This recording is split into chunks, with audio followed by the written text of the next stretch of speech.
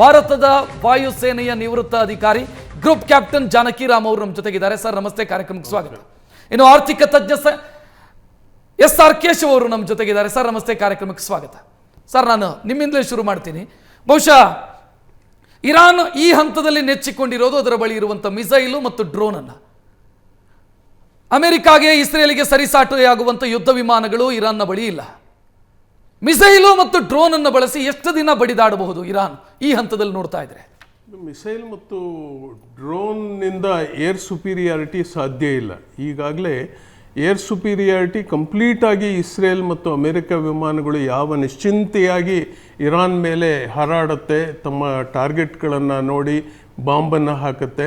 ಈ ರೀತಿಯ ಏರ್ ಸುಪೀರಿಯಾರಿಟಿಯಲ್ಲಿ ಎಲ್ಲ ಟಾರ್ಗೆಟ್ಗಳು ಏನು ವಿಸಿಬಲ್ ಟಾರ್ಗೆಟ್ಗಳು, ಇಂಪಾರ್ಟೆಂಟ್ ಟಾರ್ಗೆಟ್ಗಳನ್ನು ಈ ಇಸ್ರೇಲು ಮತ್ತು ಅಮೇರಿಕ ನಾಶ ಮಾಡುತ್ತೆ.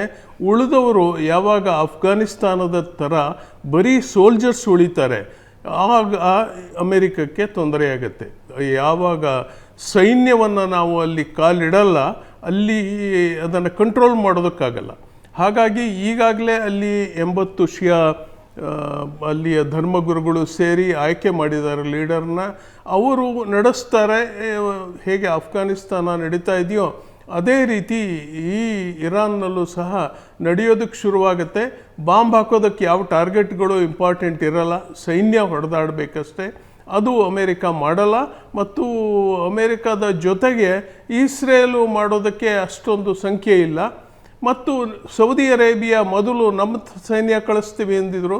ಸೌದಿ ಅರೇಬಿಯಾದ ಹತ್ರನೇ ಸೈನ್ಯ ಇಲ್ಲ. ಅವರು ಪಾಕಿಸ್ತಾನದ ಜೊತೆಗೆ ಅಗ್ರಿಮೆಂಟ್ ಮಾಡ್ಕೊಂಡಿದ್ದಾರೆ.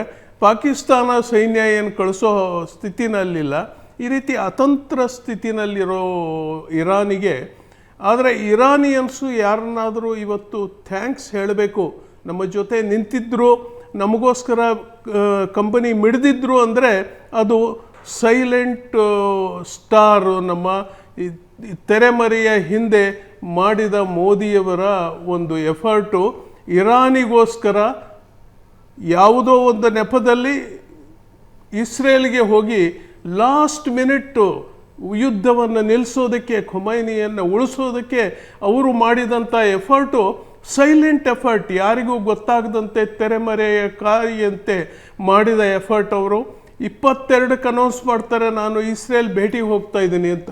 22 ಫೆಬ್ರವರಿ, 28 ಖೊಮೈನಿನ ಸಾಯಿಸುತ್ತಾರೆ. 23 ಇಂಡಿಯಾ ಅಲರ್ಟ್ ಕೊಡುತ್ತೆ ಇರಾನ್ನಲ್ಲಿರೋ ಭಾರತೀಯ ವಿದ್ಯಾರ್ಥಿಗಳಿಗೆ, ಯಾವ ವಿಮಾನ ಸಿಗುತ್ತೋ ಅದನ್ನು ಹತ್ಕೊಂಡು ವಾಪಸ್ ಬಂದ್ಬಿಡಿ ಅಂತ. 23 ಫೆಬ್ರವರಿ 23 ಫೆಬ್ರವರಿ ಸ್ಟೂಡೆಂಟ್ಸ್ಗಳಿಗೆ ನೀವು ಅಲ್ಲಿಂದ ಹೊರಡಿ ಅಂತ ಹೇಳಿದ ಮೋದಿಯವರು ತಾವೇ ತಮ್ಮದು ಸೆಕ್ಯೂರಿಟಿ, ಅವ್ರದ್ದು ಬ್ಲೂ ಬುಕ್ ಸೆಕ್ಯೂರಿಟಿ, ಅವರು ಎದುರಾಳಿಯ ಇಸ್ರೇಲಿಗೆ ಹೋಗಿ ಇಳಿತಾರೆ. ಇಳಿತಾರೆ. ವರ್ಲ್ಡ್ ವಾರು ನೆಕ್ಸ್ಟು 27 ಅಟ್ಯಾಕ್ ಶುರುವಾಗಬೇಕಾದ್ರೆ ಇಸ್ರೇಲ್ ಅಧಿಕಾರಿಗಳು ಇವ್ರ ಜೊತೆಗೆ ಏನು ಟ್ರೇಡ್ ಅಗ್ರಿಮೆಂಟ್ ಮಾಡ್ಕೊಳ್ಳಿಕ್ಕೆ ರೆಡಿ ಇರ್ತಾರೆ. ಟ್ರೇಡ್ ಡಿಸ್ಕಷನ್ ಆಗುತ್ತಾ.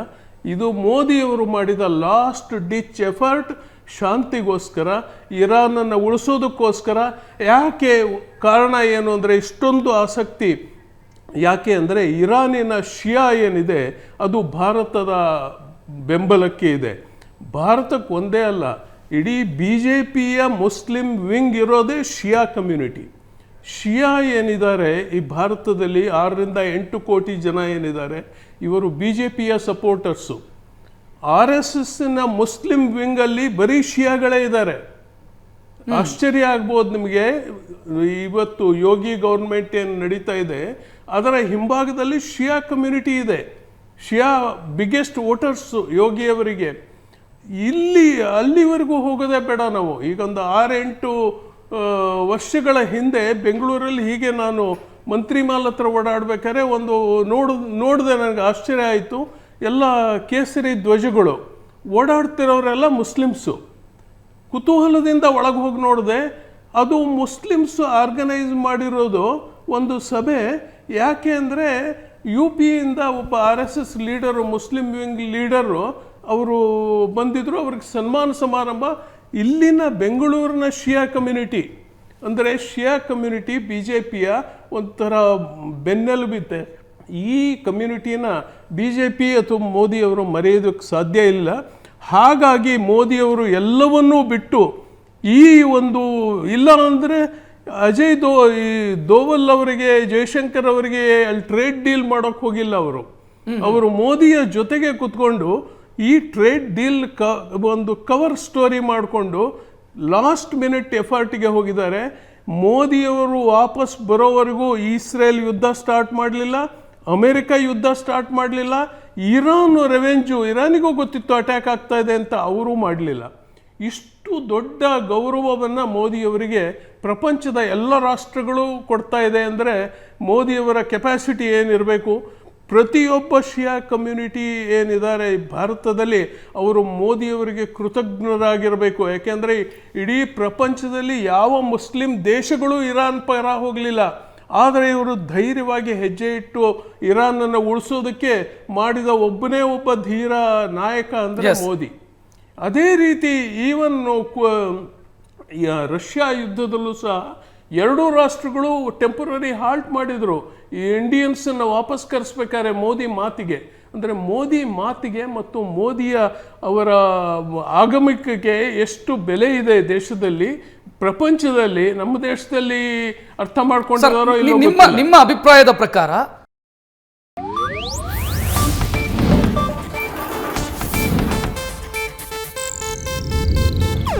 ಇದು ಏಷ್ಯಾನೆಟ್ ನ್ಯೂಸ್ ನೆಟ್ವರ್ಕ್ ಪ್ರಸ್ತುತಿ.